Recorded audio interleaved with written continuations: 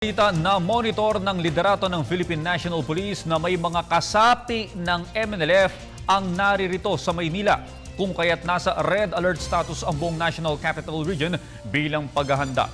Para sa detalye, balita mo kami Alvin Baltasar.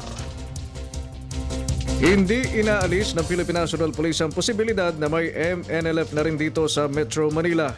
Bunsod nito, mula normal alert, nagtaas ang National Capital Region Police Office ng estado ng alerto na ngayon nasa heightened alert.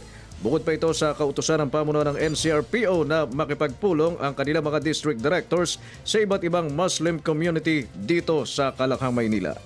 Hindi namin inaalis na there could be some MNLF presence in Metro Manila. Kaya nga ito po ang dahilan, kaya nagdadialogo ang ating mga district directors sa kanilang respective Muslim communities and Muslim centers. Punto ng Philippine National Police, nagsasagawa na sila ng ilang proactive action upang matiyak na hindi sa Manila ang gulo sa Zamboanga City. Asahan na ayon kay Sindak ang mas maraming presensya ng mga pulis sa mga matataong lugar bilang bahagi ng ipinapatupad na mga hakbanging panseguridad. Our policemen will be on guard and they will of course be more conscientious and